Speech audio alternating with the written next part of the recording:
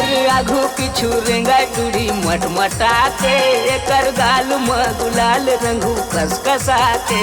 मोर आघू पिछू रेंगा टूरी मटमटा के एकर गाल में गुलाल रंगू कसकसा के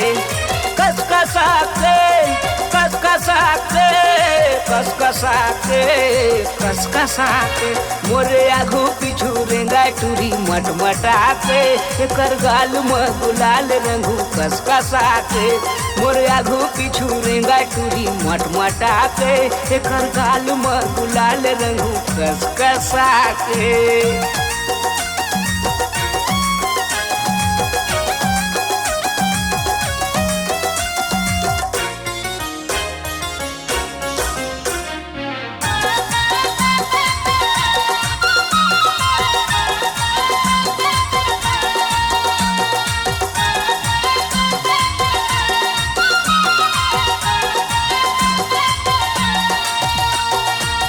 कहाँ लगे हंस गजाला ओ चक्कर में कौन हवे रे बताना मोर टक्कर में।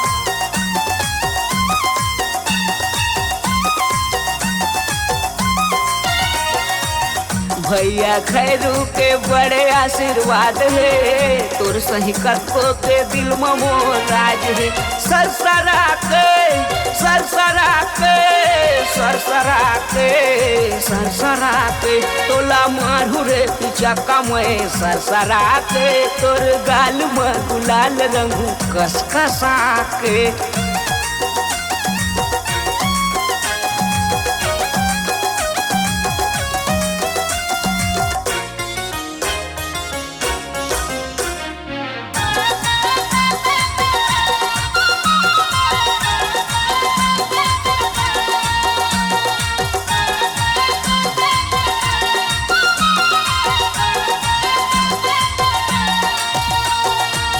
तोर हलाली औ मोर हलाले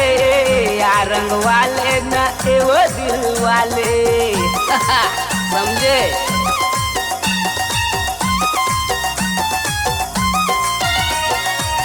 भारी चर्चा है गोरी मोर नाव पे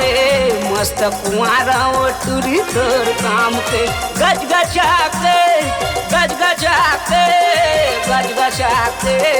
गज गजा के घोर के लाना जल्दी रंग धरो कटकटा के एकर गाल में गुलाल रंगू कसकसा के घोर के लाना जल्दी रंग धरो कटकटा के एकर गाल में गुलाल रंगू कसकसा के मोरे आघू पिछू करत रहिस मटमटा के एकर गाल में गुलाल रंगू कसकसा के घरे हवा दल दिलाना रंग कटकटा के एकर गाल में गुलाल रंगू कसकसा के कटकटा के।